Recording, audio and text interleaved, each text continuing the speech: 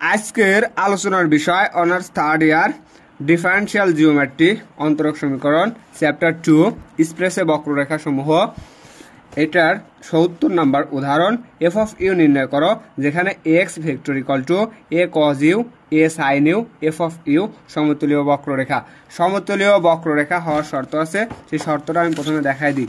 যদি তিনটা vector a vector b vector আর যদি সি ভেক্টর হয় তাহলে এর মানে করস গুণ, ঠিক আছে।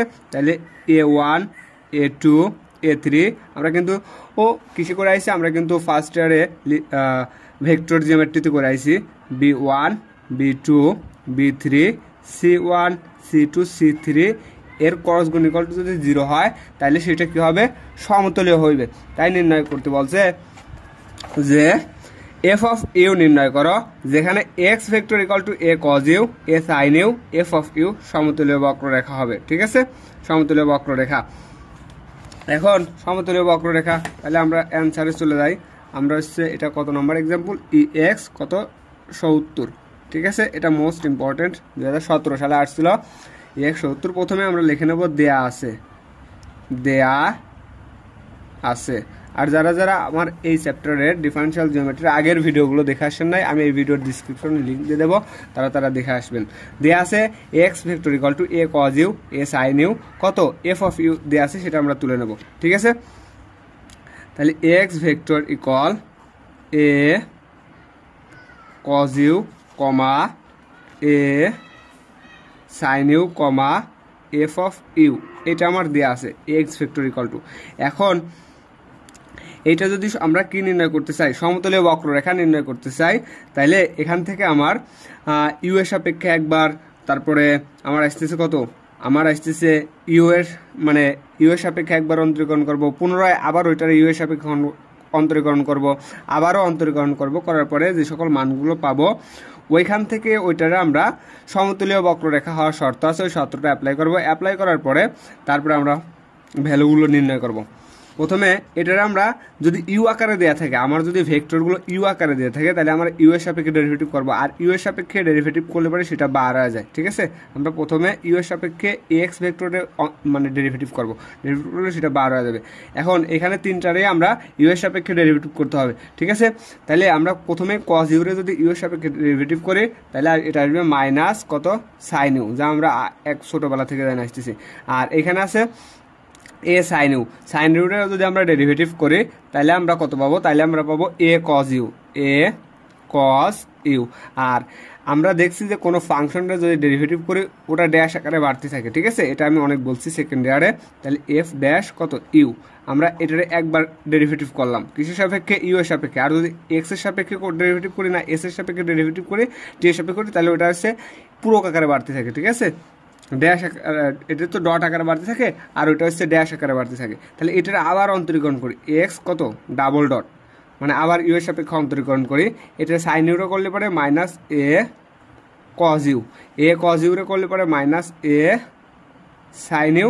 আর এফ ড্যাশের অন্তরীকরণ করলে পরে এফ ডাবল ড্যাশ অফ কত you.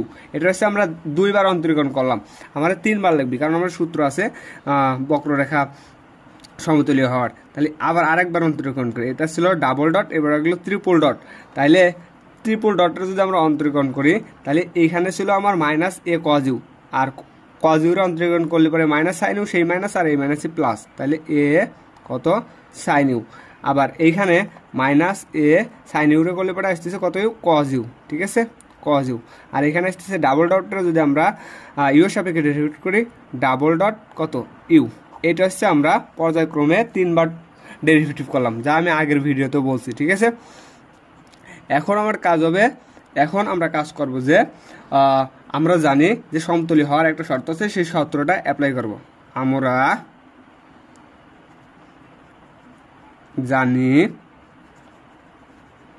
X vector equal to x of you, ঠিক আছে।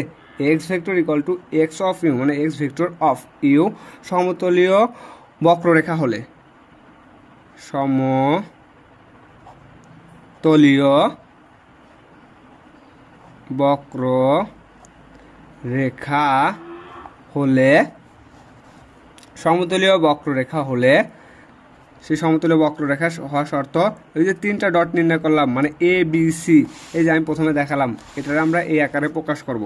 তাইলে x dot x double dot x triple dot, কারণ এখানে এ বি সি আকারে নাই, ওই যে আমরা 3বার অন্তরীকরণ করলাম ওইটারে আমরা এ বি সি আকারে কি করব ধরে নেব। এত ইকুয়াল টু কত 0 হওয়া লাগবে। এখন a b c, a vector b vector আর কত সি ভেক্টর থাকলে পরে ওইটারে কি করতে হয় মডুলাস করতে হয়, যা আমরা মানে ডিফারেন্সিয়াল ইসে দেখে আসছি, অ্যানালাইটিক ভেক্টরের জিওমেট্রিতে দেখে আসছি। তাহলে এটা হচ্ছে আমরা কি করে দেবো নির্ণয় করে দেবো। এটা ইকুয়াল টু পাইছি কত এই এক্স বার ইকুয়াল টু পাইছি minus A sine u a cos u F dash of u, x double dot equal to পাইছি a cos you minus a মানে minus A cos you minus A sine U F double dot f double dash কত u of u, x triple dot equal to এটা পাইছি। তাহলে এটারে আমরা কি করে দেবো নির্ণয় করে দেবো। তাহলে আমরা প্রথমে কি দেওয়া আছে, প্রথমে দেওয়া আছে আমার এ সাইন ইউ, তারপরে দেওয়া আছে এ কজ ইউ, তারপরে আমার দেওয়া আছে এফ ড্যাশ অফ কত ইউ, ঠিক আছে। আবার X double dot equal to কত দেওয়া আছে minus A cos you minus A sine U F double dash of কত ইউ। আবার X triple dot equal to কত দেওয়া আছে এ সাইন ইউ মাইনাস এ এখানে আছে কজ ইউ, আর এইখানে দেওয়া আছে এফ ট্রিপল ড্যাশ কত ইউ, এত ইকুয়াল টু কত 0। এখন এটারে যদি আমরা নির্ণয় করি, সরাসরি নির্ণয় করি, সরাসরি নির্ণয় করতে গেলে পরে আমার অনেক বড় নির্ণয় চলে আসবে। আমরা অনেক বড় নির্ণয় করে সংক্ষেপে করতে হলে পরে আমরা এটার কলাম এক কলাম থেকে আর একটা কলাম বিয়োগ দিই, অথবা একটা সারি থেকে আরেকটা সারির বিয়োগ দিয়ে আমরা কলাম বরাবর অথবা রো বরাবর আমরা 0 আনার চেষ্টা করি। 0 আনলে পরে তখন আমার সমাধানটা করা অনেক ইজি হয়ে যায়, মানে বেশি ক্যালকুলেশন করা লাগে না, আমরা সেটাই করবো, ঠিক আছে। আমরা প্রথমে আর ড্যাশে কাজ করব মানে সারিতে, ঠিক আছে। আর ওয়ান ড্যাশে কাজ করব, আর ওয়ান ড্যাশ ইকুয়াল টু আমরা লিখব আর ওয়ান প্লাস কত আর থ্রি। আমরা এই আর ওয়ান সারিতে কাজ করব, কি করব এই আর ওয়ানের সাথে আমরা আর থ্রিটা কি আকারে লিখবো যোগ আকারে লিখে দেবো, ঠিক আছে। তাইলে আমার প্রথম সারিতে আমার 0 চলে আসবে, ঠিক আছে।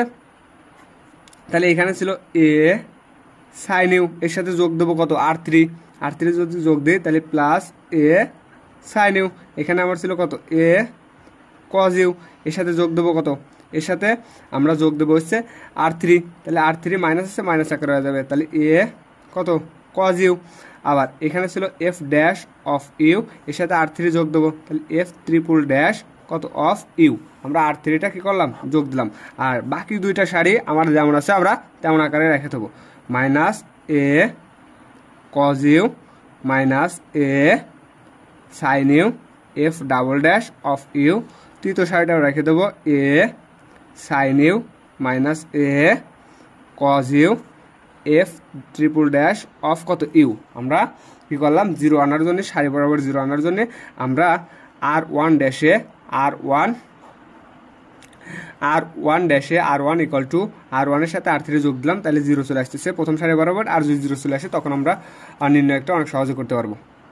তাহলে এটা থেকে এটা বাদ দিলে 0, ঠিক আছে। তাহলে এটা 0 চলে আসতেছে, এটা থেকে এটা বাদ দিলে এটাও আমার 0 চলে আসতেছে, আর এটা তো বাদ দেওয়া যায় না। তাহলে F dash of you plus F triple dash of u, আর দ্বিতীয়টা যেমন আছে তেমনই এ কজ ইউ, তারপরে এখানে আছে মাইনাস এ সাইন ইউ, আর এটাও যেমন আছে তেমনই, তাহলে এফ ডাবল ড্যাশ অফ কত ইউ।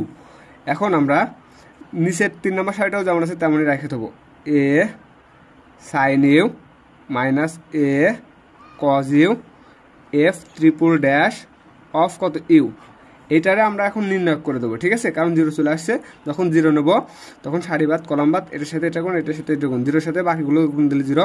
যখন এই 0 নেবো তখন কলামবাদ সারিবাদ এটার সাথে এটা গুণ, এটার সাথে এটা গুণ, ওই 0-এর সাথে সব গুণ দিলে পরে 0 চলে আসছে, থাকবে এটার সাথে আমরা যখন এটা নেবো তখন সারিবাদ কলামবাদ এটার সাথে এটা গুণ, এটার সাথে এটা গুণ দেবো। তাইলে আমরা গুণ দিয়ে দিই, আমি এই রাশিটাই আরেকবার তুলে নিই দেখার সুবিধার্থে।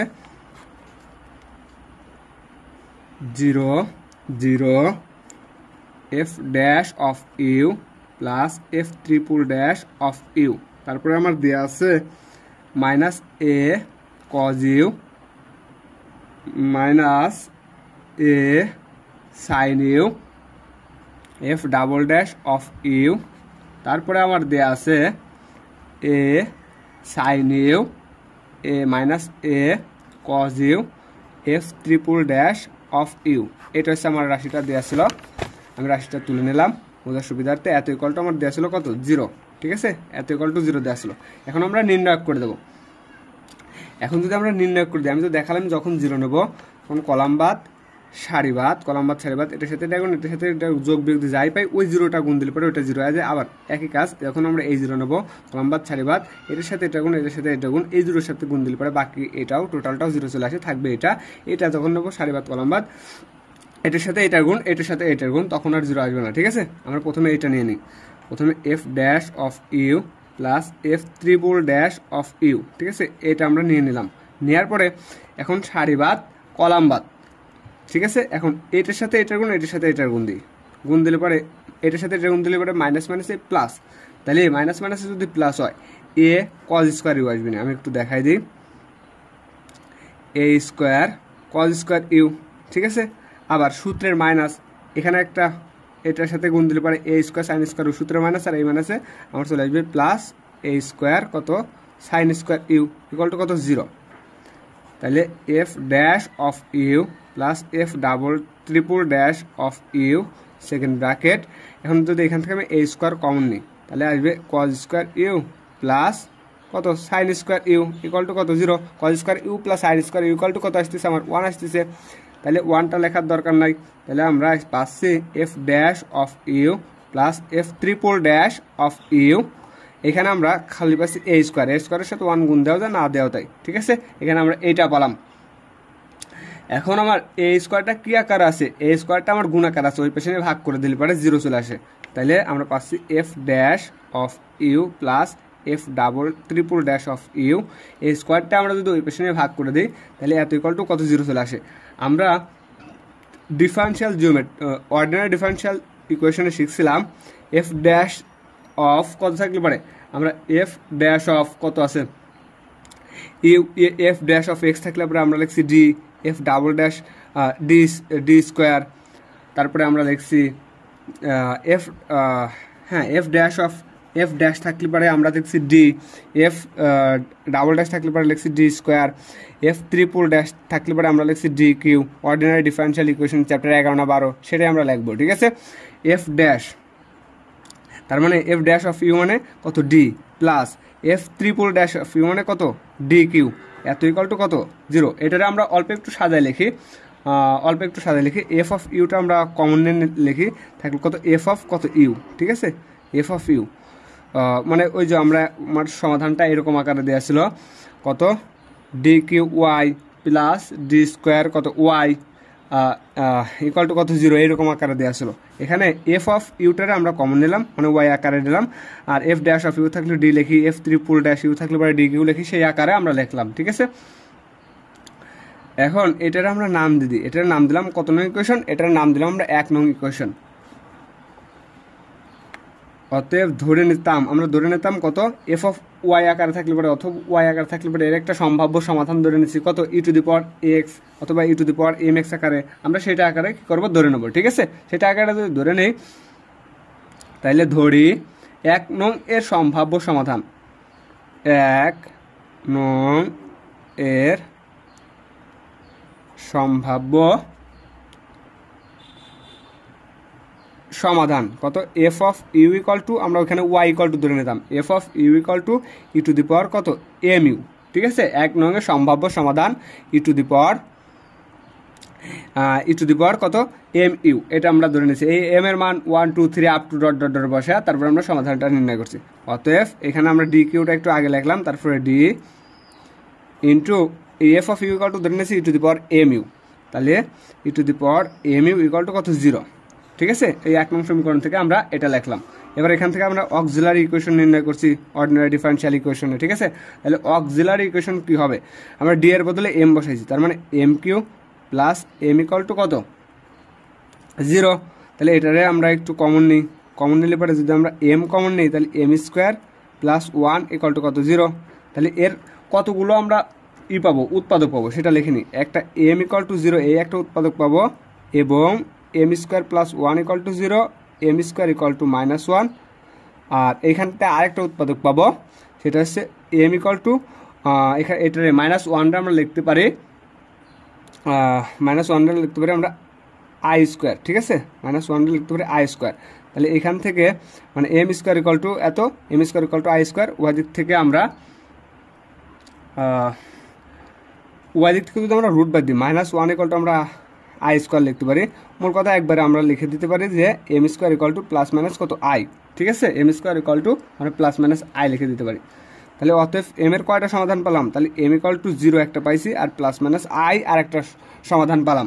এখন আমাদের ওই অক্সিলারি ইকুয়েশনটা লিখতে হবে। অক্সিলারি ইকুয়েশন কী ছিল, অতএব F of you equal to C1 আমরা লিখতাম, মানে C1 দ্বারা কনস্ট্যান্ট পেয়েছি e⁻0, এদের এম এর যেহেতু একটা 0 মান পাইছি 0 কত ইউ, প্লাস C2 একটা যদি কাল্পনিক মান চলে আসতো আমরা কি আকারে লিখতাম, cos u sin u আকারে লিখতাম, সেটা আমরা লিখে দেবো। তাহলে cos u প্লাস C3 এটা লিখে দেবো আমরা কত ইউ sin u, ঠিক আছে, কাল্পনিক মান আকারে আসলে পরে আমরা এরকম আকারে লিখছি cos u plus sin u আকারে, আর এই 0-র জন্য কত 0 ইউ। এখন এই e⁻0 মানে কত 0, e⁻0 মানে 1, খালি লিখতেছে C1 plus C2 cos u plus C3 sin u, ঠিক আছে, এটাই সম্ভবত অ্যান্সার, সম্ভাব্য অ্যান্সার। হ্যাঁ, এই যে সুতরাং F of you equal to C1 plus C2 cos u plus C3 কত sin u, এটা হচ্ছে আমার অ্যান্সার, ঠিক আছে। আশা করি আর দ্বিতীয়বার বোঝানো লাগবে না, এটাই অ্যান্সার। আর এরপরের ভিডিও আমি সাজেশন নিয়ে আসতেছি, আর ডিফারেন্সিয়াল ইকুয়েশনের সাজেশনটা আমি তাড়াতাড়ি দিয়ে দেবো। আজকে এই পর্যন্তই।